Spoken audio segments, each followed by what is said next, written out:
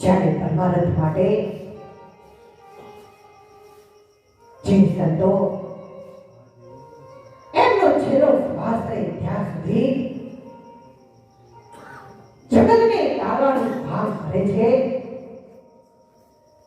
એવા આપણા વચ્ચે પણ એમની 75 વર્ષની ઉંમર થઈ છે, પણ એમના મનમાં નક્કી છે કે મારા સેવકો નહીં પણ મારા બાળકોને પરમાત્માનો દ્વાર બતાવી અને એ માર્ગે હું આગળ વધારું, એવા વડોદરા બાપુને પણ તાળીઓના ઘડઘાટ વધાવી દઈએ. ત્યારે આપણને કહ્યું છે કે અમી ભરેલી આંખડી કરતા શિવાનું કામ વાણી માતો ઘોડા છે, એવા ધનધન બાપુ દોલતરામ. જ્યારે બાપુએ બધાના સાથ સહકારથી રામદેવજી મહારાજના શરણમાં ગુજરાતી ધર્મશાળાનું આયોજન કર્યું છે, તો આપણે બધા નક્કી કરીએ કે આપણે આપણા માટે નહીં પણ આવનારી પેઢી માટે એનું ભવિષ્ય ઉજળું બને.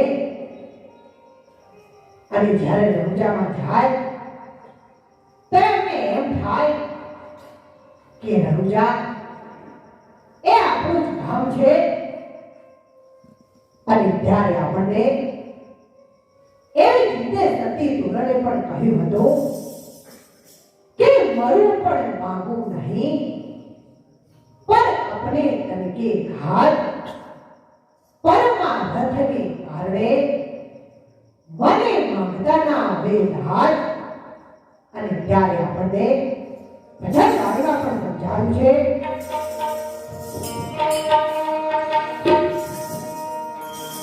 જો આપણને કહ્યું છે કે જો રોટલાનું દાન કરશો તે રીતે આગળ વધશો, અને સંતોએ જે લાઈન બતાવી છે એમાં આગળ વધશો તો તમે ત્રિવેણીમાં રહી અને કેવી રીતે પરમાત્માનો સાક્ષાત્કાર કરવો એમાં આગળ વધશો.